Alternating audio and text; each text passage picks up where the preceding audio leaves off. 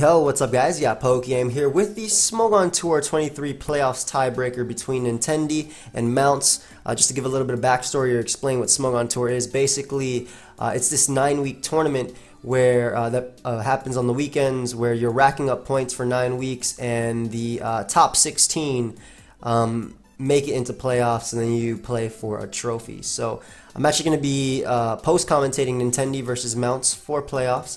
Blunder's actually in this, which is pretty cool. He's playing Alexander. We got a bunch of friends in here: ABR, Solwyn, PDC, Poic, Steve Angelo. Pretty much just all like a bunch of friends just playing this, so it'll be really fun. I do want to know what you guys think about me doing post commentary on this. I will do my best to actually catch some of these live, but a lot of the times it's just impossible for me since I'm not home when they play.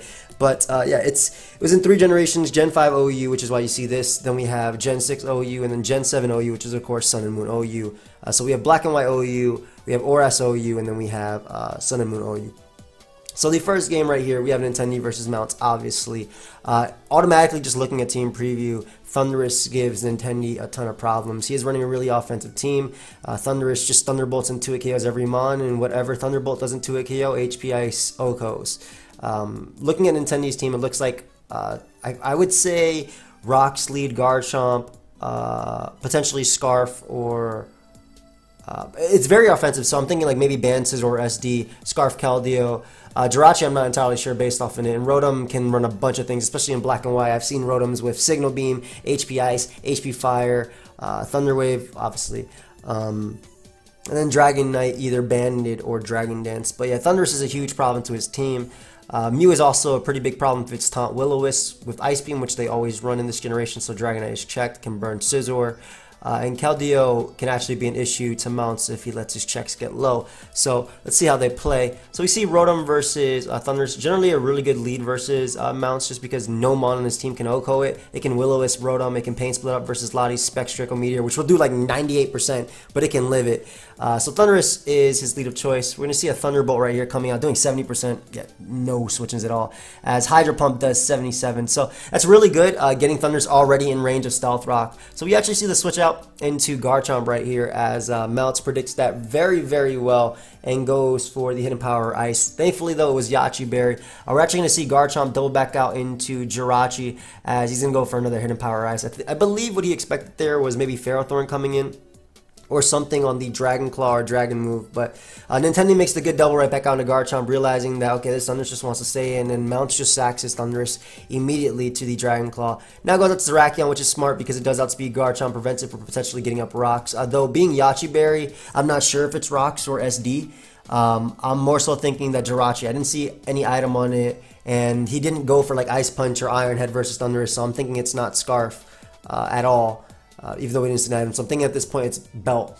But yeah, Terrakian's going to come in. This is a pretty free close combat. It either breaks Dragon Knight's multi-scale, 2-hit KOs every other mon on his team, or gets rid of Garchomp. So smart bringing out Terrakion there. Garchomp is going to go down into close combat. I'm not sure if this is what type of Terrakion this is. It could be Scarf, but Keldeo is going to come out and just click Surf, I'm assuming. Yep. It should just come out and just click Surf anyway. Or Secret Sword. Secret Sword is actually very smart too, because Ferrothorn also could have been a potential switch-in. We see Mounts actually double out with his Latios, as Nintendi makes a really good play going for the double Secret Sword. That was actually really smart, because what Mounts would more than likely do there if he was Specs Latios or a Hidden Power Fire variant is he would actually throw off a Hidden Power Fire, seeing as how Nintendi does have 2 Steel types in the back, or go for a Spec Surf, all of which Keldeo could take, and the damage would be racking up if it was Life Orb. Secret Sword with the Life Orb recoil would be a 3-hit KO on Latios, therefore forcing it out or even knocking it out. So really good call on Nintendi's part. We actually see Nintendi switch out now to Rotom Wash, which is also a decent call, since it does give him a pivot versus potentially Mew or something if that wants to come in, and maybe a Volt Switch. But Latios ends up coming out. A nice double out into Ferrothorn, as Nintendi does switch out into one of his Steel types. It is going to be the Jirachi. Smart play getting in Ferrothorn, but because I think that this was kind of like screaming extra belt Jirachi right here. Because we saw it switch out earlier versus Thunderous. Then again, it could have been Scarf and just didn't want to go for Ice Punch since it invited in. I don't know, actually. If it was Scarf Jirachi, it definitely would have went for Iron Head or Ice Punch versus Thunderous. But we see the switch into Jirachi, which is actually a very solid play because it covers Latios as well as any double that his opponent wants to make. And it does turn out to be the HP Fire Extra Belt Jirachi set. So Ferrothorn goes down. No hazards as far as we know, except for potentially Garchomp. Terrakion comes out. It definitely could be banded, as he is going to go out to Dragonite. Very, very smart play. Since he's thinking it is choice locked, Dragonite, and at this point he can either Dragon Dance up or just go right for the attack since his Dragon Resist is non-existent. Goes hard into Mew on the banded Outrage. That has to be banded. That definitely has to be banded. But like I said, Mew does run Ice Beam and Speed in this generation, so it can knock out the Dragonite after Multiscale has been broken. However, Mew is extremely low. Keldeo is going to come out, and Keldeo is actually looking very, very solid since his Water Resist is at only... His Water Resist Latios has taken a ton of damage already, so we see a Surf come out right here. Now, Nintendi does have 2 switch-ins in the back to this Mon, so we're going to see the Scizor come out as Mounts goes for Roost. Roost was a very solid play, because obviously if Keldeo went for Surf again and you Draco, then Bullet Punch potentially swept you and knocked out Terrakion. It should be able to knock out Mew at 31% if it is banded. Scizor, that is. And Garchomp is going to take a ton of damage, and plus potentially Scarf Keldeo can Revenge Kill. Although it could be Sugar Berry on Jirachi, I'm not entirely sure. Sugar Berry, HP Fire, Icy Wind could have been a set. But we see Scizor go right for the Bullet Punch right here. That's definitely banded damage, as Latios does reveal the HP Fire right there, and it's able to knock him out. But at that point, though, Keldeo can just come in, and just Revenge Kill with Surf. Garchomp wouldn't appreciate the damage. Terrakion would go down. Mew might actually go down as well. Goes up to Mew. Is this a roll? I'm not sure why he made that play. Is this a roll? I want to calculate for myself, just to see. Yeah, just to see if this was a roll. Let's see. Choice Scarf. Because Surf is actually really good on this Keldeo, just because in rain Surf, Keldeo just hits like a Mew, like Keldeo just hits so hard. Yeah, that's not a roll at all. I'm not sure why he went Mew there. Was he specially defensive? If he was specially defensive, this roll is ridiculous though for him. So I'm not entirely sure why he went out to Mew right there. But Mew is going to go down to the Surf. And Terrakion can't really come out. Garchomp can though. And this is actually really smart because what he can do is just switch out into Rotom. This prevents him from going for Earthquake. If he locks himself into Outrage or goes for a Dragon type attack, Jirachi can Revenge Kill. I'm assuming it is Sugar Berry Jirachi at this point. And we do see the Earthquake right there. I think it was just a panic Earthquake because we actually find out right now that he is, or not right now, but we find out later that he's an SD set. But goes right out into Terrakion. I think he expected either the Will-O-Wisp Pain Split, or not the Hydro Pump, definitely not the Hydro Pump, maybe HP Ice from Rotom as well. But Hydro Pump comes out, connects on the Terrakion, that's going to go down, and Garchomp is going to come in. Doesn't matter what set it is, if it locks itself into Outrage, and it turns out it's a Swords Dance set. If it locks itself into Outrage, Jirachi could get off damage with maybe a Psychic or Icy Wind. Turns out it's Subsalic, but that's not going to be enough because Keldeo can just Revenge Kill anyway, or, you know, Garchomp can miss the Dual Chop and go down to a second HP Ice. It didn't matter though because he did have Scarf Keldeo in the back to Revenge Kill. So Nintendi ends up taking the first one. Like I said, it is best of 3. By the way, I actually forgot, but if you guys want to check out my clean 7 years merchandise, that's available till June 5th. The link is down below. But let's actually go to the next one, which is Gen 6 OU. Now, I would say that Mounts actually has a team advantage because while Mawile does not have switch-ins, well, Mawile rarely ever has switch-ins ever, unless your name is Physically Defensive Clefable, and even then Zen Headbutt does a ton, same thing with High Jump Kick, or Sableye, in Generation 6 anyway, because we're in ORAS OU right now. Mounts actually has a pretty decent matchup himself, considering Zardwai has 0 switch-ins at all. Fire Blast, Fire Blast, Fire Blast, Solar Beam, Fire Blast, Fire Blast. Everything is nuked. So I'm thinking as long as Mounts can hit every single one of his Fire Blasts, it should be his game. Sand is also pretty threatening, but at the same time, he does have Rotom and Landorus, but they are pressured. And any damage they end up taking is so good for Charizard Y as well. But other than that, let's see how the game goes. So we see a Landorus lead, relatively safe. Took on Tyranitar, Excadrill. Could U-turn out of there versus opposing Landorus or Tangrowth. And also if it is Scarf Landorus, which it very well could be with Rocks Jirachi, this helps him out versus Zard. So we see a Zard, I'm assuming it's Y, it should be Y. Zard lead versus Landorus. Smart switching out directly into Keldeo because if it is Scarf Landorus, it is going to go right for the Stone Edge. There's no way you can risk U-turning when you have 0 switch-ins. We see a miss on Keldeo with Stone Edge, which is a little bit unfortunate because Bisharp is a very, very, very big threat to Mounts. Zarwai doesn't have the best defenses. It's more than likely Smooth Rock T-Tar. Landorus is Intimidate, gives it the Defiant boost. So Keldeo being one of the few answers to Bisharp, outside of course Tangrowth, though it could be, I don't know if it's defensive or Assault Vest Tangrowth. I don't remember off the top of my head, but anyway, we see Rotom come in as he doubles out into Landorus. I think what he was expecting there was the Amoonguss to come out, and I think that Rotom was also a decent mid play too, because if Amoonguss gets burnt, it doesn't come in on Keldeo as much, especially if it's specs with like Hydro Pump or Focus Blast with Sandstorm and Rocks damage coming up. Amoonguss doesn't appreciate that. So Rotom was a good mid-ground play, because though it is necessary to beat Excadrill in the sand, it also covered any double that Mounts wanted to make outside of Zard. And even then, it could take one Solar Beam from Zard and Pain Split or Thunder Wave it. So we do see Landorus come out on the double. Gets up Rocks right here. Really risky considering, well, Rotom could potentially hit Will-O-Wisp or Hydro Pump. And unfortunately, that miss does suck because Medicham was going to be a problem too. But he U-turns right out into his Tangrowth, which is going to get burnt. That damage might be crucial too, though, if Nintendi does end up getting up Rocks and keeps them up. Based on that Volt Switch damage, that is definitely Assault Vest Tangrowth. As he is going to go out into his Jirachi, hits him with a knockoff. And right here, this is pretty key. Like, if Jirachi has U-turn, that's something he can go for. He can get up Rocks as well. Zard comes right in as we are going to see the Rocks. And this is where Mons are just going to start falling on Nintendi's side, because in order for him to deal with this Zard, he literally has to sack, then go out to Scarf Landorus and hit Stone Edge. But with Rocks up, it's definitely going to be pressuring it for Bisharp and Medicham. And it looks like he is going to sack Jirachi. I can understand that play. Can't come in on Crunch from Tyranitar. Can't come in on Landorus. Even Assault Vest Burnt Tangrowth hurts it, and Keldeo could beat it down. But Landorus is going to come out, and we are going to more than likely see a Stone Edge being thrown off as Keldeo does come out and once again dodges another Stone Edge, which is again really crucial, because how you hit the first or second one, it really is, if it's SD Bisharp, it's really looking threatening, so, or would it be looking threatening, but double miss right there.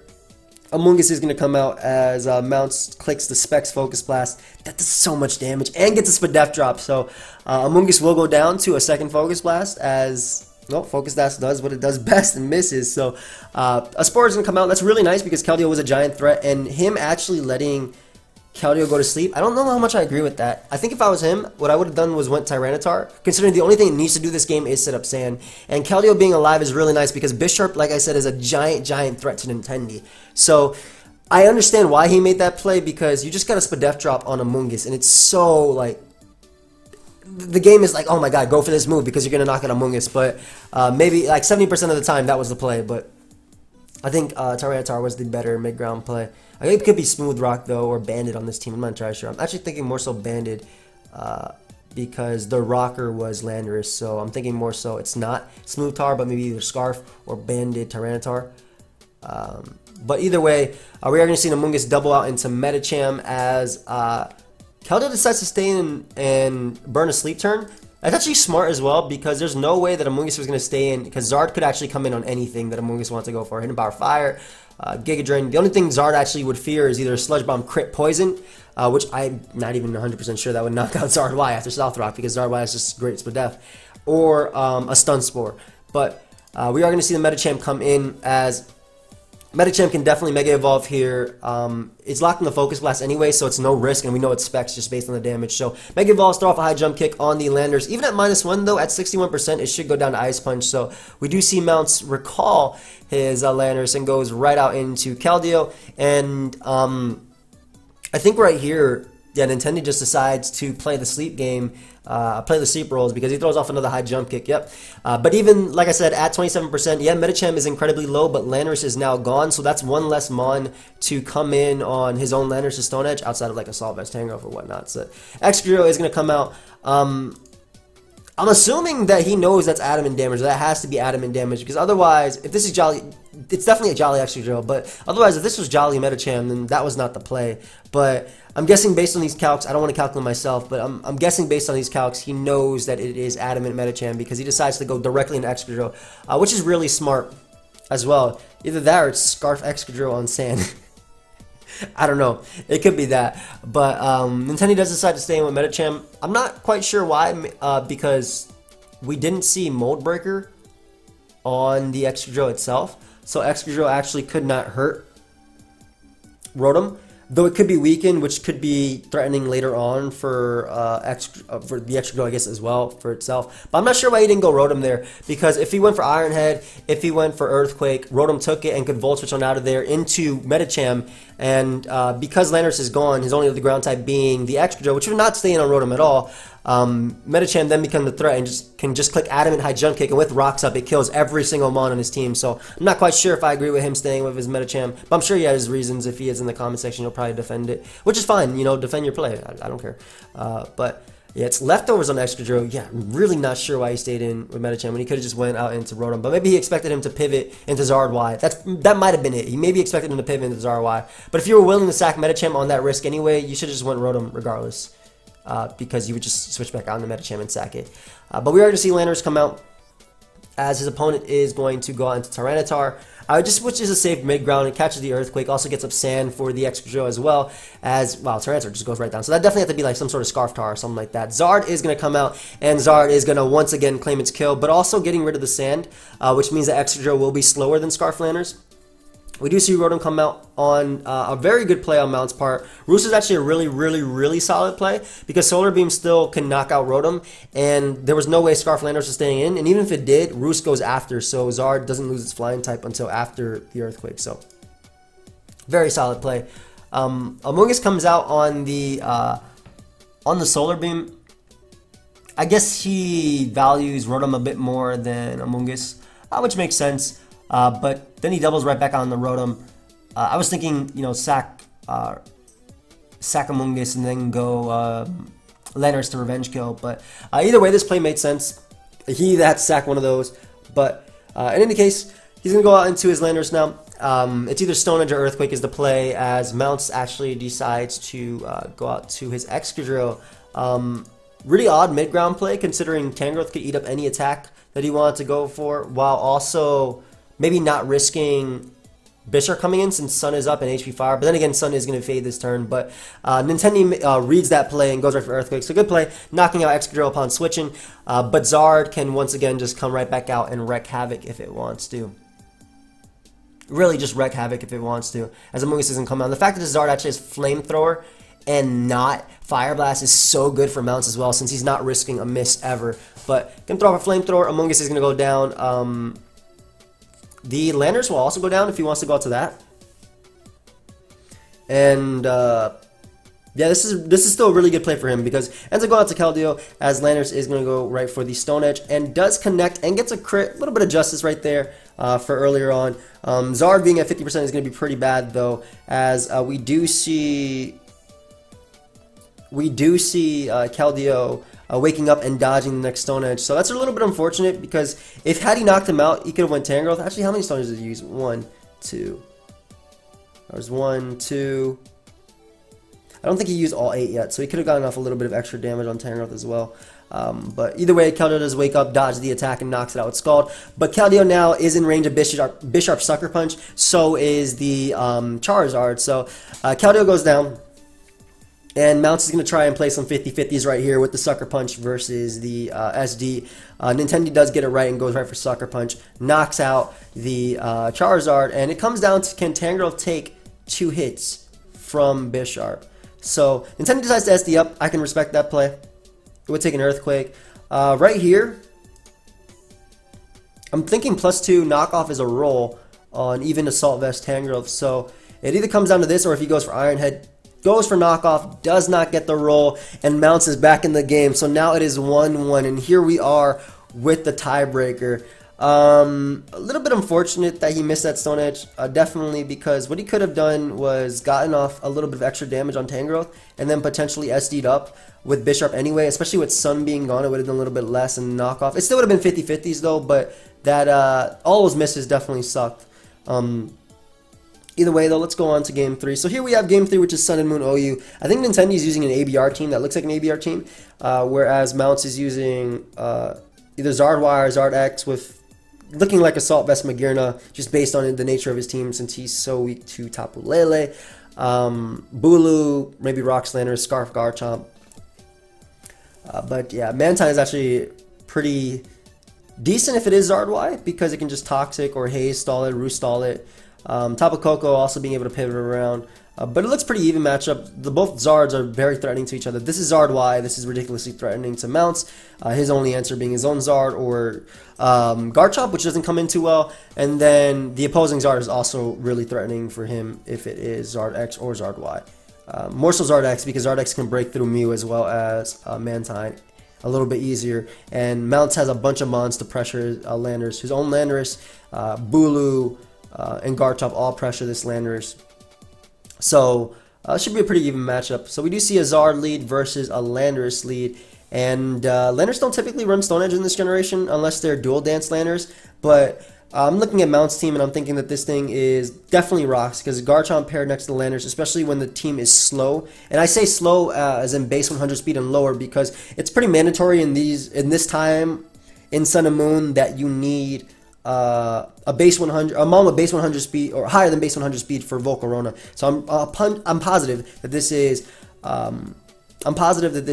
Choice Scarf Garchomp. This is rocks. So we're gonna see Zard stay in right here and either fire off a fire move or any attack it wants to on Landorus. HP Ice, nice tech HP Ice for Garchomp or Landorus, as the Landorus does set up the rocks, and we actually see a double out to Ferrothorn. Now, not entirely sure what he was trying to catch with this, because if you think about it, it's Custap Berry isn't released, so that's one thing.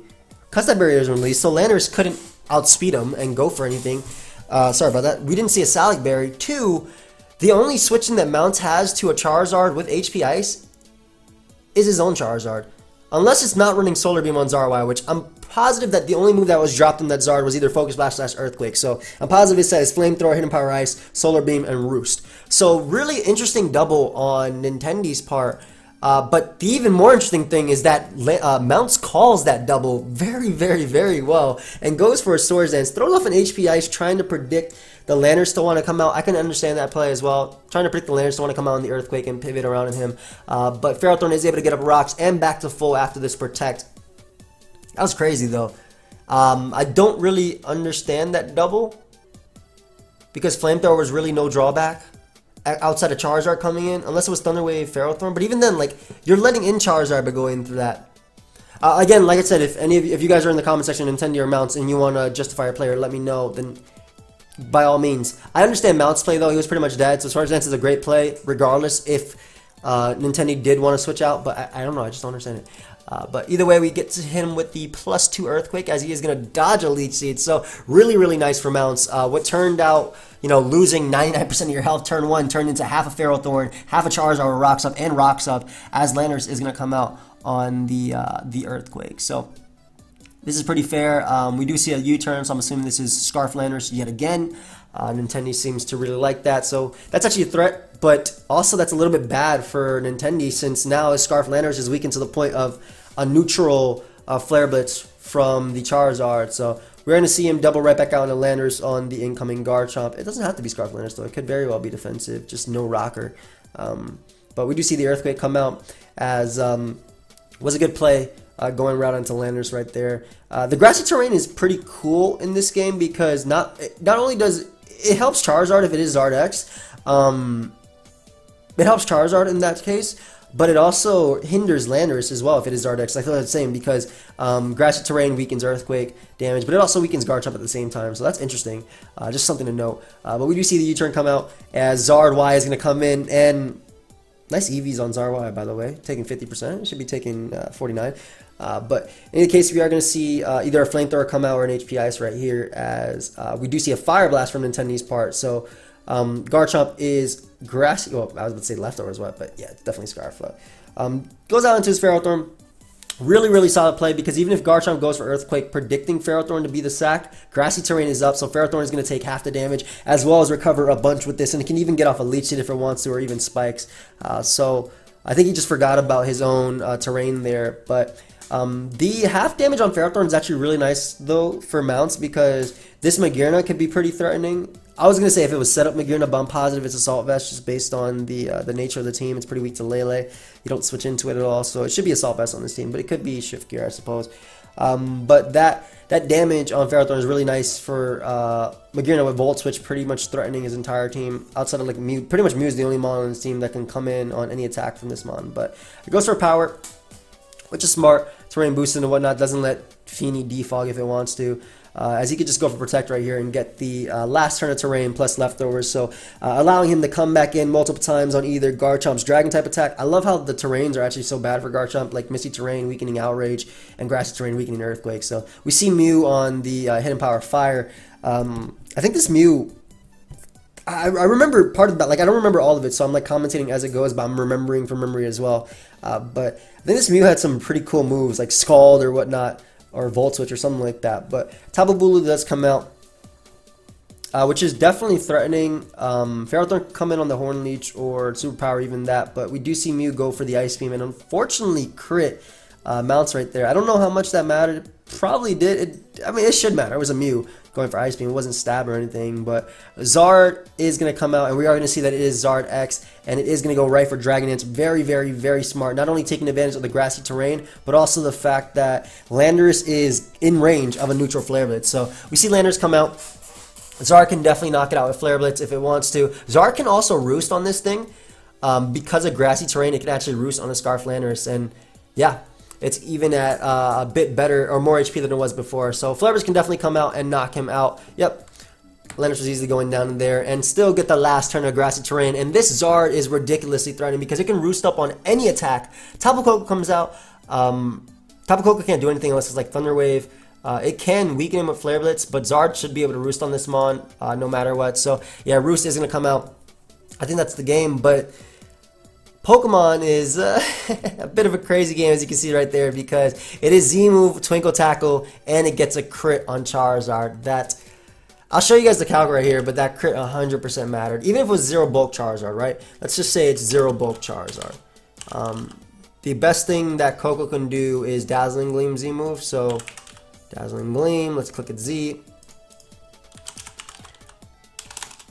Charizard, OU Dragon Dance, whoops, wrong one.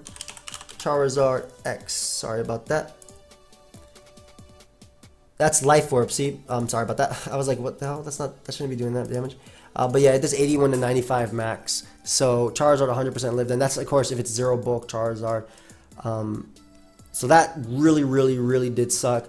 But either way, you know, if he roosted again and then roosted again, which he should do, he was also playing around with Thunderbolt Paras from Thunderbolt. But yeah, that crit was terrible because he was just out of range of Twinkle Tackle, like 100% out of range. And Twinkle Tackle on Nintendi's goes through as Magearna is going to come out. We are going to see the U-turn, which is smart. I mean, it's Pokemon, so you got to take advantage of everything that happens.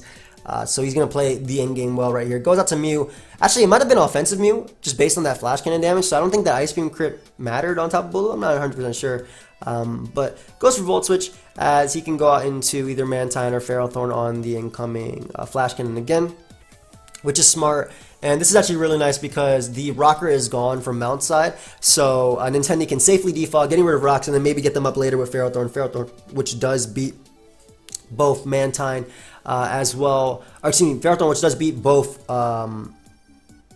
Garchomp as well as Tapu Fini. So Garchomp is going to come out, goes for the Earthquake, does not knock out Mew.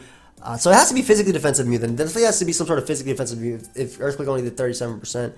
So I think the crit did matter on Tapu Bulu. I'm not 100% sure. It should have mattered though. It was at 60%. Tapu Bulu is no frail Pokemon. So he's going to throw off an Ice Beam right here. I actually like Volt Switch which I think is pretty cool too because it does pressure opposing Mantine for Zard, which is pretty cool. But we do see the Volt Switch come out. However, Nintendi does have Zard as a switch in for Nature's Madness or Scald. You can either take those and can roost those off. Tapu Koko, which definitely threatens this Mon, and Charizard, which is just a giant threat in general. Like, Mounts can't switch into any Pokemon. He does switch, but he can't switch in well at all. Like, there was no way he was risking his Garchomp there in Solar Beam since it didn't knock it out. Solar Beam 2-hit KO'd. Solar Beam 2-hit KO'd Tapu Fini, if not knocked it out at that range. I'm pretty sure it was 2-hit KO, and he could roost up on the incoming Magearna. As he does land his Fire Blast, he's going to be able to knock out the Magearna, and Garchomp has to go for like Outrage to win, to knock this Mon out, and Mew can just come in, revenge kill that with the Ice Beam, and then Tapu Fini went down to Volt Switch into Thunderbolt from Tapu Koko. So Mounts actually ends up forfeiting, and that's going to be the game. So Mounts ends up into top 16 of the Smogon Tour. But yeah, that was the best of 3. I hope you guys all enjoyed or learned something, or like I said, enjoyed. A few plays that were definitely questionable on both sides, at least from my perspective, obviously, as a spectator. A few plays, but I'm sure they had their reasons for making those plays. And if you want to defend it, that's completely fine. Do what you want to do. But let me know if you guys want to see more of the top 16. If I can't catch them live, I will just be post-narrating them or post-commentating them, because I think that it's important to spread at least tournament matches. These do help people learn and whatnot. Again, you guys can check out the clean 7 years merchandise if you want. That's available for a few more days and till the 5th. And yeah, it does ship worldwide. So I have nothing else to say, so I'll see you guys next time. Goodbye, friends.